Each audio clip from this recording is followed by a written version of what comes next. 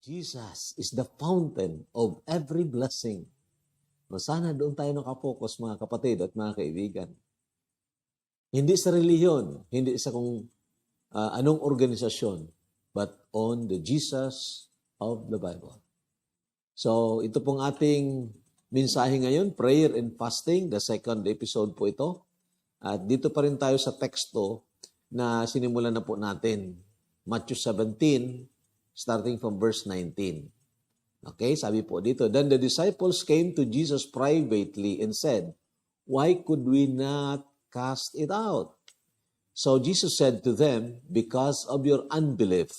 For assuredly I say to you, if you have faith as a mustard seed, you will say to this mountain, Move from here to there, and it will move, and nothing will be impossible for you.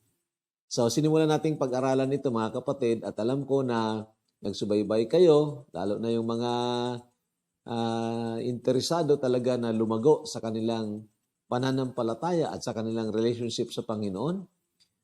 Dito, nalaman natin itong sagot ng Panginoon, bakit hindi mapalayas ng kanyang mga alagad yung masamang espiritu doon sa bata. So, ang sagot ng Panginoon, dahil nga sa hindi pananampalataya, because of your unbelief. At ipinaalam na rin ng Panginoon na itong pananampalataya na ito, hindi nangangailangan na parang malaki in relation to amount. Hindi po. Kundi kahit na nga maliit, pero nakapokus sa malaking Diyos. Ha? Maliit na pananampalataya, pero nagpapatuloy. Hindi na urong-sulong, then anuman hingin po natin daw, ay sasagutin ng Panginoon. So, however, dinugtungan ito ng Panginoon, nasabi niya, itong klaseng ito, itong uri ng demon possession, so to speak, sabi dito, this kind does not go out except by prayer and fasting. So, nakita natin na there is a deeper teaching on prayer and fasting. Not just, ordinary kind of praying o kung yung tinatawag natin regular praying, but there must be an extended prayer, and of course, sometimes it is accompanied by fasting. Tutulungan tayo ng Panginoon na mapag-aralan natin ito ng husto. Okay po? But before that, siguro po sa mga matagal nang nanonood po ng ating mga videos, sa matagal ng mga nakikinig ng ating pag-aaral sa salita ng Panginoon, I need to, bring this to you. Of course, as the goal in preaching and as, of course, bakit ganito ang mga topics na pinag-aaralan natin. Bakit hindi yung parang kung paano tayo lalago sa pag-ibig, something like that. Well, of course, we have topics on that. But ito ngayon, na topics natin, ang goal nito ay para mapalakas ang mga tunay na mga mananampalataya. And why I choose to preach on topics that will strengthen real Christians, katulad na nga po itong prayer and fasting, at iba pa, nag-series na nga tayo dito sa prayer. Bakit? Ito ang isa sa mga pinili natin na topics. I believe kasi, mga kapatid, ito po, number 1, ang mga mananampalataya na napapalakas sa pamagitan ng salita ng Diyos at pananalangin, ay kaya nito at handa itong harapin at mapagtagumpayan ang anumang uri ng sitwasyon ng buhay. Okay? Meaning, itong ating sanlibutan, hindi po mawawala talaga itong problema. Araw-araw mayroon.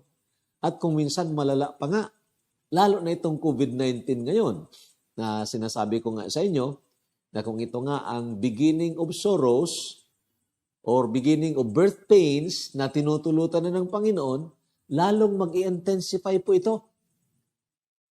Hindi na parang walang kontrol ang Panginoon dito sa mga nagplano nito. Hindi po. But rather, mapufulfill ang sinasabi ng salita ng Diyos, these are the beginning of birth pains.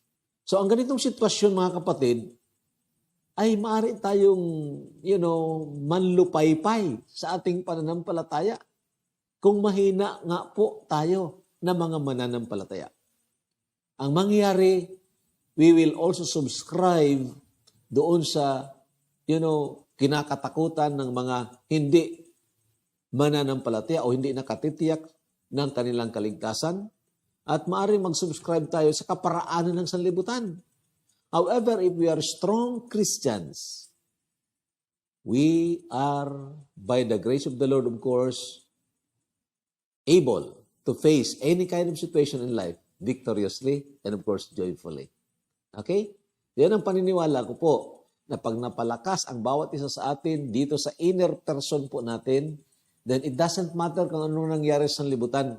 Magpapatuloy tayo at magpapatuloy tayo na gaganap o gagawa ang mga itinuturo sa atin ng Panginoon at ang misyon ng pagpapahayag ng salita ng Diyos. And secondly, of course, strong Christians are not afraid to suffer for the sake of Christ and for the sake of the souls of men. Naniniwala po ako dyan, mga kapatid, ng mga tunay na mga mananampalataya na talagang napalakas diyan sa Panginoon, pamamagitan ng kanyang salita, mga pangako, at sa pamamagitan ng prayer, itong mga klaseng mga mananampalataya, handa po ito. In fact, hindi lang handa, kundi willing po sila na magtiis ng anumang klaseng kahirapan for the sake of Christ and for the sake of the souls of men. Okay? Nakikita din niya sa history, kahit na sa Bible, ng mga malalakas na mananampalataya, they are even inviting, okay? They're even inviting sufferings. Okay? So, sufferings for Christ should not be, anong tawag dito? Should not be avoided. It must be invited. So, sabi ni Pablo, that I may know Him and the power of His resurrection and the fellowship of suffering. Okay? And the fellowship, suffering in fellowship diyan kay Jesus Christ. So, yun nga po, kailangan tayong lumakas. Yan ang dahilan kung bakit nagtututok tayo dito sa makapagpapalakas sa ating spiritual na buhay. So, some questions we will attempt to answer dito sa topic natin. First is, what is fasting? Ano ba itong tinatawag na fasting or pag-aayuno? Then, ang pangalawa, are all fastings acceptable before God? Lahat ba ng pag-aayuno ay katanggap-tanggap sa harapan ng Diyos? And then, pangatlo, paano nagagawa ng pag-aayuno or fasting na matulungan tayo upang wag nating gawing Diyos ang mga regalo ng Panginoon, kundi lalong tumingkad ang ating kagalakan diyan sa Panginoon, ang ating pananabik diyan sa Panginoon. Paano magagawa ng fasting ito? Okay po? O, simulan po natin what is fasting. I start with taking the definition ng English Dictionary. Okay? Sabi niya doon, abstinence from all or some kind of food or drink, especially as a religious observance. Ito raw ay ang pag-aayuno, meaning ang hindi pagkain, okay, limitado lang na pagkain, o pag-inom, na ginagawa ito bilang pagsunod sa tinatawag relihiyon nila. Okay? Yan ang dictionary. Now, may nakita rin ako, definition ng isang, of course, matanda ng preacher and writer, si John Piper. Maganda rin, nag-topic ito tungkol sa fasting. Ang sabi niya doon, sa definition niya, a way of saying with our stomach and our whole body how much we need and want and trust Jesus. Paraan daw ito na masasabihan natin ang ating mga tiyan at ang ating buong katawan na talagang grabe ang pangangailangan natin, pananabik natin at pagtitiwala natin sa Panginoon. Kung kaya't kahit na mawala sa atin ang pagkain, mawala itong appetite or rather yung pagkain para sa ating katawan, as long na lumalago tayo sa ating pananabik diyan sa Panginoon, then it's fasting. Of course, these are all true, but I have my own definition, simple definition. Not that I am better than them. It's not. Sa mga naintindihan ko salita ng Panginoon, ay ganito po ang aking simple definition. I don't know if you would take it. Pero abstinence or fasting is an abstinence from the enjoyment of some of God's gifts, or rather any of God's gift. Okay, hindi lang yung some. Any. Abstinence from the enjoyment of any of God's gifts so that your enjoyment for the giver will not wane but instead increase. Anong ibig sabihin yan? Ang pag-aayuno sa mga makakapagbigay sa iyo ng kagalakan, sa alinmang mga regalo ng Panginoon, meaning iiwasan mo yung ma-enjoy ka doon sa mga regalo ng Panginoon upang ang enjoyment mo, ang kagalakan mo sa nagbibigay ng mga regalong ito ay hindi magkupas, hindi manghina, hindi mawala, hindi anong tawag dito? Para bagang nawawalan ka ng gana. Hindi. But rather, mag-increase ito at patuloy na mag-increase sa pananabik natin sa Panginoon. Especially today that Christ is coming. Ano mang oras? It seems that the Lord is coming very, very soon. Nobody knows. Walang petsa. But the indications are there. So, abstinence from the enjoyment of any of God's gifts. Ano itong mga God's gift na ito? It includes food, pagkain, sex, in the context of marriage, gadgets. Okay, mga gifts ito ng Panginoon, hindi naman ito masama per se, di ba? Ang pagkain, masama ba yun? Hindi. Nilikha yan ng Panginoon. Nilikha din ang kagutom at ang kauhaw sa ating mga buhay. At nilikha niya ang pagkain para sa ating katawan. So, hindi nga masama ito. Pero kung ang enjoyment natin ay parang nandyan na, at wala na tayo ng enjoyment doon sa nagbigay sa atin itong mga regalong ito, medyo dangerous po yun. Katulad ba rin sinasabi ko sa inyo, binigyan ko halimbawa ng gadget, ng iPhone, ang aking anak. At nang binigyan ko siya, may pananaw ako na ma-enjoy niya ito, magamit niya halimbawa sa pag-research niya, so sa kung ano mga bagay na mabubuti. However, dumating ang panahon, wow, nagrabe, na-enjoy na niya yung gadget. Kaya't wala na siyang panahon makipag-usap sa akin. Kung tinatawag ko siya, parang nabibingi. Hindi na ako naririnig. So there's something wrong. He tends to love the gifts more than the giver. So anong gagawin ko? Kukunin ko muna ang kanyang gadget. Something like that. Okay? Hindi masama yung gadget.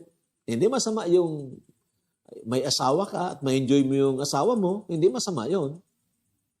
Ano mang bagay na mabuti na ibinigay sa atin ng Panginoon, pwede nating ma-enjoy yan. Sabi ng Bible, He gave us all things richly to enjoy. Di ba? Ma-enjoy natin yon. However, bantayan po natin ang ating mga puso at baka ma-enjoy natin ang mga regalo, sobra pa sa nagbigay ng regalo. At ito, ang fasting o pag-aayuno, isa sa paraan ng Panginoon upang wag nating ma-enjoy ang regalo, sobra pa sa nagbigay ng regalo. Okay? So, ito halimbawa ang 1 Corinthians 7 verse 5. Sige po, sabayan po ninyo ako. Do not deprive one another except with consent for a time, that you may give yourselves to fasting and prayer and come together again so that Satan does not tempt you because of your lack of self-control. Kung babasahin po ninyo yan, konteksto po yan ang tungkol sa relasyon, marital relationship ng mag-asawa. Okay? Na ang lalaki daw, wag niyang tatanggihan ang kanyang misis tungkol sa pangangailangan dito sa marital relationship. At ganun din ang babae, huwag niyang tatanggihan ang lalaki sa ganitong pangangailangan o ng tinatawag marital relationship. Maliban na lang kung ito'y mapagkasunduan na sila ay mananalangin at mag-aayuno. Yun. Meaning, baka mahulog sila doon na masyadong na-enjoy nila yung gift of sex in the context of marriage, and so they have forgotten the giver ng gift na ito. So, prayer and fasting can do the work para hindi tayo ma-overwhelm nitong mga regalo ng Panginoon. Okay po? So, ngayon, why did God create food and hunger? Isa siguro sa mga bagay na ito na dapat maintindihan natin. Bakit nilikha ng Diyos ang pagkain at ang kagutom? Okay? Pwede naman lumikha ang Diyos ng tao na hindi na magugutom. Di ba? Oh, pansinin po ninyo yan. Pwede naman. He can make man na wala na ng gutom. So, hindi na kailangan ng pagkain. Bakit nilikha ng Panginoon itong pagkain at binigyan tayo ng kagutom? Okay? May reason dyan ang Panginoon, mga kapatid. Nilikha niya ang pagkain, ang tinapay, halimbawa, upang magkaroon tayo ng ideya sa kung anong sinasabi ng Panginoon nang sabihin niya sa John 6:35, I am the bread of life. Ako ang tinapay ng buhay. Ang lumalapit sa akin ay hindi na magugutom. At ang nananampalataya sa akin ay hindi na mauuhaw. So, ano ang concept? Ano yung idea na makikita natin dito pag nang sinabi ng Panginoon, I am the bread of life? Ano ba ito? Literal ba na tinapay ito? No, it's not. Ito ay nagpapatotoo sa atin na si Jesus lang ang talagang makapagbibigay satisfaction sa ating mga kaluluwa. Di ba? Di ba kung gutom tayo, pag nakakain tayo at nabusog tayo, thank you Lord. Ganyan na, di ba? Meaning na satisfied yung pangangailangan natin ng pagkain na wala yung gutom kasi nabigyan tayo ng pagkain. Ganon din po, mga kapatid, sa kaluluwa po natin. May kagutom po yan. May hinahanap ang ating mga kaluluwa.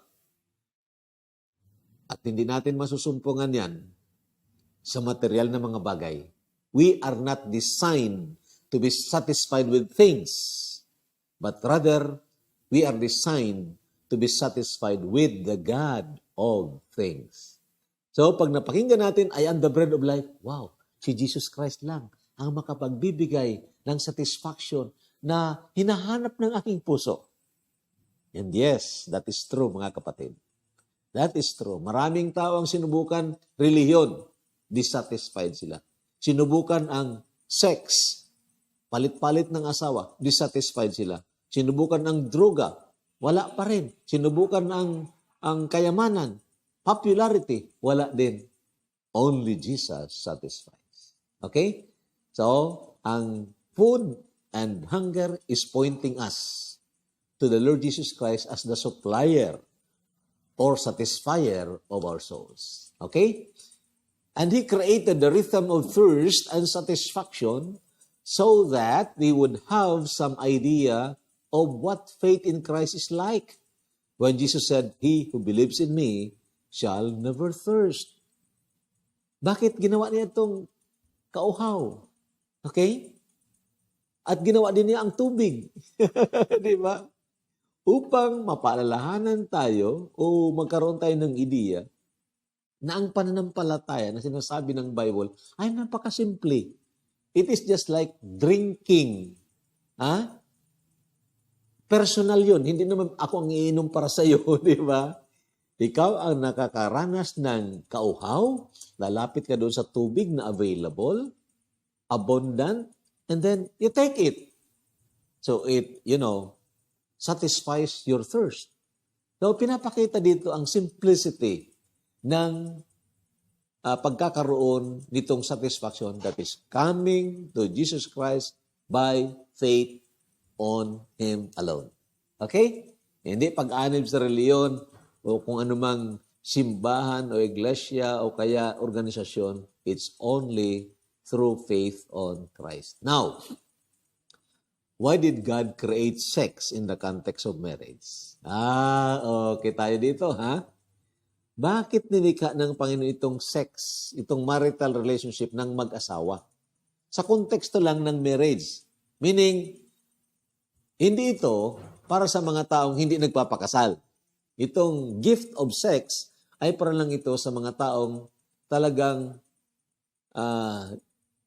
tinali ng Panginoon dito sa matrimonya. Why did God create sex in the context of marriage?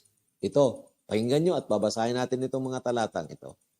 So that we would have an idea of the glorious and ultimate satisfying relationship with Jesus who had bought us unto Himself.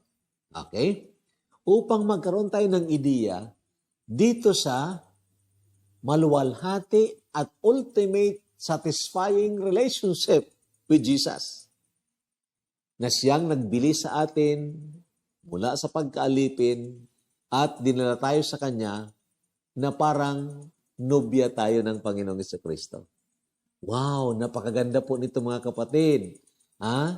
Ang pag-aasawa ay display ng isang napakaganda at napakaluwalhating relasyon.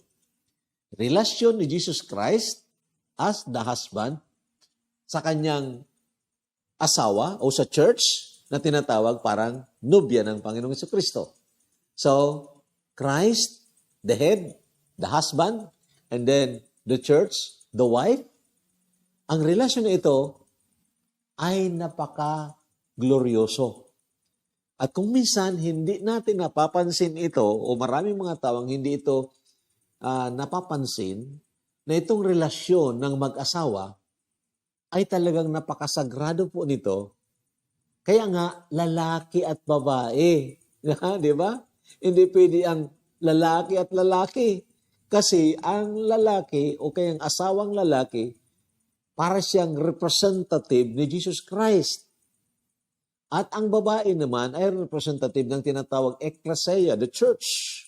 Yung mga tao na bilinin ng Diyos ng kanyang mahalagang dugo. Okay? So, basahin natin ito dito sa Ephesians. Sige po, sabi dito, wives, submit to your own husbands as to the Lord. For the husband is the head of the wife, as also Christ is the head of the church, and He is the Savior of the body. Pansinin po ninyo yung salitang as. Ang ibig sabihin, kalintulan. Okay? It's a simile na ang isang lalaki na ikinasal sa isang babae ay kahalintulan ang relasyon ni Kristo sa Ecclesia, the church. Ang church na sinasabi po dito hindi building, hindi organisasyon, kundi grupo ng mga tao na tunay na mga nangaligtas na pamamagitan ng pananampalataya kay Kristo. Ngayon, sabi sa verse 24 and 25, therefore, just as the church is subject to Christ, so let the wives be to their own husbands in everything. Husbands, love your wives, just as Christ also loved the church and gave Himself for her. So makita niyo itong tinatawag na parang comparison, okay? Sabi natin, a prototype. Ang marriage ng lalaki at ng babae ay parang prototype.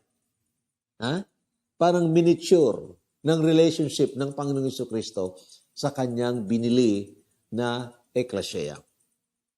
At sinasabi dito, si Christ ang head, so ang church magpasakop. Likewise, ang lalaki ang namumuno sa pamilya, ang babae magpasakop. Okay?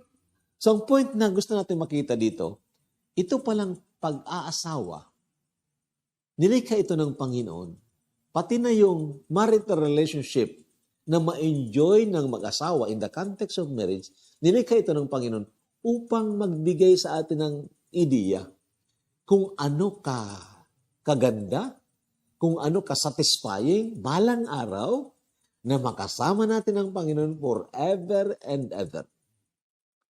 kung na-enjoy ng mag-asawa itong tinatawag gift of sex, they are enjoying it and nothing wrong to enjoy that kung ito ay nasa konteksto ng marriage at of course pag-ibig hindi last. Then, balang araw, that is a foretaste kasi parang unang panlasa.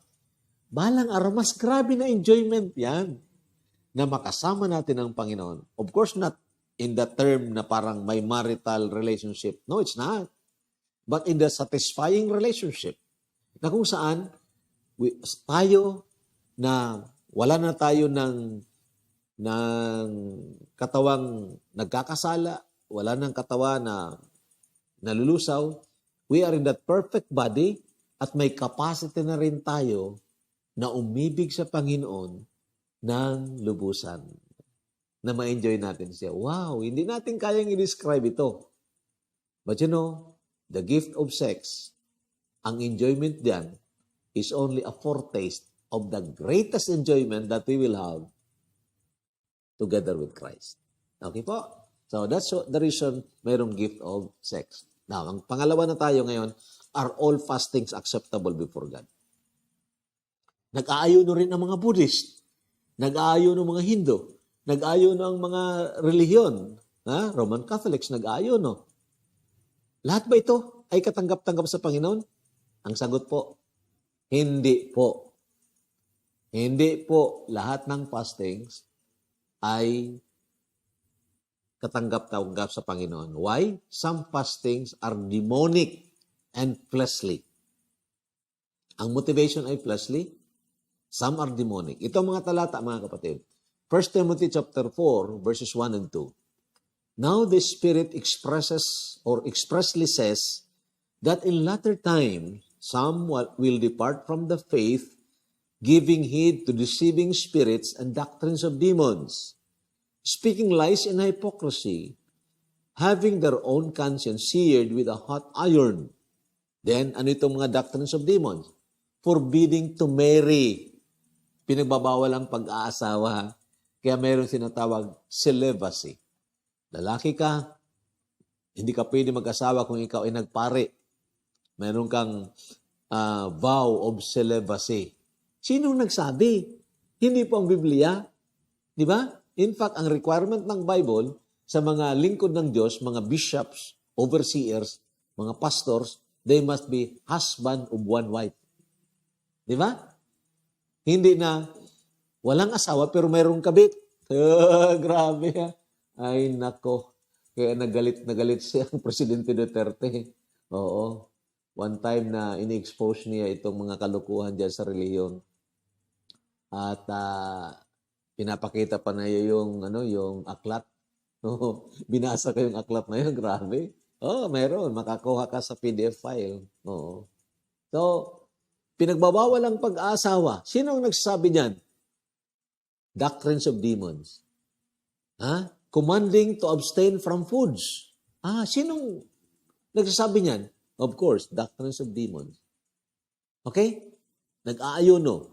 Pag Holy Week at pag itong Good Friday, hindi pa pwedeng kumain ng lamang kate, karne, di ba? Dahil ito daw ay masama, pero baliktad sa sinasabi po ng Biblia. Sapagkat lahat daw ng mga nilikha ng Panginoon ay mabuti. At tatanggapin ito na may pagpapasalamat. Okay? Now, Matthew 6:16. Tinuturoan dito ng Panginoon ang kanyang mga alagad patungkol sa pananalangin. At inihahambing ng Panginoon ang pananalangin na tunay sa pananalangin na hypocritical, katulad ng ginagawa nitong mga Parisiyo. At sabi ng Panginoon dito sa Matthew 6:16, moreover, when you fast, kung kayo mag-aayuno, do not be like the hypocrites with a sad countenance. For they disfigure their faces that they may appear to men to be fasting. Assuredly, I say to you, they have their reward. Anong ibig sabihin dito? May mga nag-aayuno na hindi katanggap-tanggap sa Panginoon kasi pakitang tao. Di ba? Ang ginagawa po nila, para bagang ginagawa nila ito para sabihin ng tao, naku, napaka-spiritual nila. Nag-aayon na hindi kumain ng isang araw, o 2 araw, o 3 araw, 3 gabi, hindi kumain. Napaka-spiritual. Sabi ng Panginoon, Eps, huwag kayong gagaya niyan. Paglabas niyan, kung galing sa pag-aayono, parang ang mukha ay parang inutangan na hindi binayaran with a sad countenance. Ha? Oh. So, makikita nyo, may mga pag-aayono na hindi nga katanggap-tanggap sa harapan ng Diyos. Ingat po tayo diyan. Si Jesus Christ nag-ayuno, but He was led by the Spirit of God. 40 days and 40 nights, doon sa wilderness. Si Apostle Paul nag-ayuno. Okay? Ang mga unang mananampalataya, nagsipag-ayuno po sila according to the will of the Lord.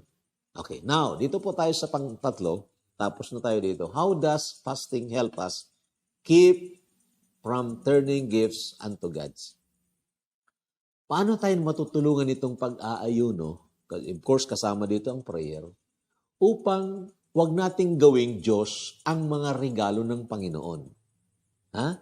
Anong may tulong nito? Number 1, it resists our appetites for things and raises our appetites to the giver of things. Anong ibig sabihin yan? Lahat po tayo, mga mananampalataya, man o hindi, lahat po tayo mga tao, naka-default po tayo na mas natutuwa tayo, mas nagmamahal tayo, mas nagagalak tayo doon sa mga regalo, material na bagay. At hindi naman masama yun. Di ba? Hindi naman masama na ma-enjoy mo nga ang gift of sex in the context of marriage. Hindi masama yon. Hindi masama na ma-enjoy mo ang pagkain. Ha? Hindi yan masama. In fact, naka-default tayo dyan. However, the danger for that, pag ito na ang parang, naku, ginudyos na natin. Maging ang pera, delikado. O, hindi masama ang pera. Ang pag-ibig sa pera, yun ang masama. At pag dumating na parang mas mahal mo na ang pera kaysa nagbibigay ng pera, delikado po yun. That is idolatry. At upang maiwasan nga natin ito, fasting can help us resist that appetite. Okay? Resist that appetite. Yung naka-default na sa atin. And then, ang fasting makatulong din sa atin to raise para patingkarin. Ha? Para tumingkad lalo ang ating pananabik sa nagbibigay ng material na bagay. And that is God. Okay? So, itong nagagawa ng fasting. Now, when our appetite for material things is so intense, prayer and fasting bring us back to the supreme sweetness of the giver. Yun. Pag medyo mataas masyado ang appetite natin sa material na bagay. At parang kung ini-evaluate na natin ang ating spiritual life, naku, wala na tayong gana sa prayer. Wala tayong gana sa salita ng Panginoon. Nandun na lang tayo sa mga material na bagay, gadgets or what. Now, then, start a disciplined prayer, scheduled prayer, na sabi ko na po yan sa inyo, at alongside with fasting. At alam nyo kung ano mangyari? It will bring us back, it will bring you back doon sa talagang natikman mo na ito, the supreme sweetness of the giver. Okay. ang totoo po mga kapatid, ang giver ng material things is more beautiful, much sweeter than things themselves. Okay? So, tingnan natin ito sa Joel. Now therefore, says the Lord, turn to me with all your heart, with fasting, with weeping, and with mourning. So rend your heart and not your garments. Return to the Lord your God, for He is gracious and merciful, slow to anger, and of great kindness, and He relents from doing harm. Anong sabi dito ng Panginoon sa mga nag-backslide na mga Israelites, na kung saan mas inibig na nila ang mga regalo kaysa nagbigay ng regalo? Nakalimutan na nila ang Panginoon. Sabi na, turn to me with all your heart. Balik kayo sa Panginoon. Sa anong kaparaanan? With fasting, with weeping and with mourning. So nandun ang repentance. At dinagdagan pa niya, itong fasting na ito, hindi parang ritualistic. Ha? Hindi yung kasama sa mga Hudyo kasi, pag nagpapas sila, pinupunit nilang kanilang damit. Ha? Naglalagay pa dito ng abo. Minsan, nagpapakalbo sila. Pero ang instruction ng Panginoon dito, more than the outward, but the inwards. Rend your heart and not your garments. Hindi yung pag-ayo na ritualistic, kundi from the heart, na mayroong pagsisisi ng kasalanan. And then, ibabalik ng Panginoon yon ang kagandahan niya that He is gracious, merciful, slow to anger, and of great kindness. Mayroon bang ganyan na magagawa ang reliyon sa'yo? Hindi. Only God, the personal God, na maipapakita niya sa iyo that He is so gracious and merciful, slow to anger, and of great kindness. Okay? So lastly, how does fasting help us keep from turning gifts unto gods? Ito po, it makes us fight for the greatest pleasure that is being threatened by the lesser pleasures. Medyo matalinaga, hindi po ito matalinaga. Reality po ito. Sabi ko na kanina, naka-default tayo sa pag-enjoy sa mga material na mga bagay. Na hindi naman masama per se. However, pag masyadong malakas ang appetite natin dito, paano natin lalabanan ito? It is through prayer and fasting. Ngayon naman, kung na-enjoy natin ang Panginoon, our greatest pleasure, may nagbabanta na agawin itong kagalakan natin sa Panginoon, itong mga pag-enjoy sa lesser things, paano natin paglalabanan ito? Upang depensahan itong enjoyment natin sa Panginoon. Paano natin ma-restore o kaya't ma-preserve yan? It's prayer and fasting. Okay? Para bagang ganito yun, mga kapatid. Kumakain ako ng ice cream. Wow, ang sarap ng ice cream. Pinaka-the best na ice cream siguro sa mundo. Kinakain ko. Ngayon may lumapit sa akin, gustong kunin ang kinakain ko na ice cream at papalitan daw niya ng ice candy. Di ba? That's an illustration. Ngayon, kailangan ipaglaban ko yon kasi na-enjoy ko siya. Di ba?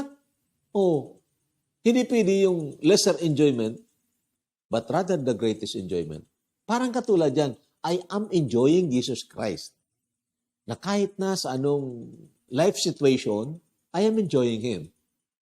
Na ngayon, gustong agawin nitong mga material things, ang enjoyment ko sa Panginoon. Paano ko yan mapaglabanan? It is through prayer and fasting.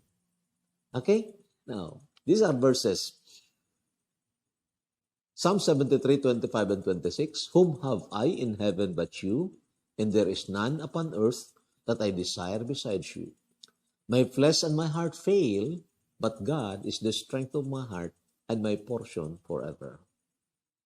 Experience ito ng isang propeta ng Panginoon, si Asaph, singer. Singer po siya, na kung saan medyo hahatakin na sana ang kagalakan niya sa Panginoon. Dahil nakita niya, mas lalong nag-aasinsi itong mga masasamang tao. At sabi niya, kawawa naman ako, sayang lang na namuhay ako sa pagkamatuwid. Sayang lang. Nang lumapit siya doon sa sanctuary, doon niya nakita ang reality ng buhay. Mayroon siya na wala yung mga tao. Sino yon? Ang may-ari mismo ng material.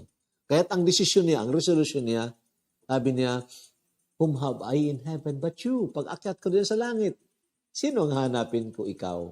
Habang nandito ako sa lupa, ano ang ninanasa, ang pinanabikan ng aking puso? Ikaw, Panginoon. Hindi itong material na mga bagay. Okay, nanghihina ang aking laman. Maaring maapektaran ako ng sakit. My flesh and my heart fail, but God is the strength of my heart and my portion forever. Mga kapatid, wala tayong panlaban sa sarili nating kalakasan laban sa tinatawag desires of the flesh. except if we enjoy the Lord Jesus Christ. And if our enjoyment is being threatened, we need to fast and pray. Okay? Last verse, Psalm 16:11. You will show me the path of life. In your presence is fullness of joy. At your right hand are pleasures forevermore. Sana balang araw, of course, mangyayari ito sa mga tunay na mananampalataya in the fullness of glory. There is that fullness of joy. At saan ito? Sa presensya ng Panginoon. Not sa presensya ng magandang mansions, not sa mga golds and precious stones doon sa langit, no? Lahat ng kagandahan na yon ay parang kukupasyon. Ibig sabihin, mawawala ang kagandahan na yon. Dahil nandoon, ang pinakamaganda sa lahat na hinahanap ng ating puso, no other than the Lord Jesus Christ, na namatay doon sa krus ng Kalbaryo, ibinigay ang kanyang buhay, inibig tayo kahit hindi tayo karapat-dapat na ibigin, binagong ating buhay, binigyan tayo ng mga bagong pagnanasa, more than sa pagnanasa sa material na bagay. Mga kapatid at mga kaibigan, yes, marami pang mga bagay ang tinuturo ng Biblia tungkol sa prayer and fasting. Ito ang last of the series natin, pero hindi ito nangahulugan na marami na tayong alam. Balang araw, as the Lord would enable us, we want to study more about this topic, prayer and fasting. Sana lumakas po tayo. Lahat ng mga nagsabi, ako'y linigtas ng Panginoon, ako'y nakatitiyak na makapasok sa langit. Sana hindi tayo talunan nitong mga sitwasyon ngayon, maging ng mga katakot sa COVID-19, but rather, by the grace of the Lord, strong tayo na harapin ito at strong tayo na ipahayag ang kaningningan at kagandahan ng Panginoon sa mga taong hindi pa nakakilala sa Kanya. Pagpalain ng Panginoon ng Kanyang mga salita, tayo po'y manalangin. Father in heaven, please continue to work in the hearts of those who have listened to your word. Andyan po ito, Panginoon, sa YouTube. Sana balik-balikan ng mga mananampalat, ng mga anak mo, kami lahat. Ako ang nagpipreach nito, binabalik-balikan ko itong mga itinuro mo sa akin. Sana balik-balikan ito ng mga tunay na mananampalataya upang lalo kaming lumakas, lumago sa pananampalataya. Maraming salamat po. In Christ's name, Amen. Thank you very much. God bless you.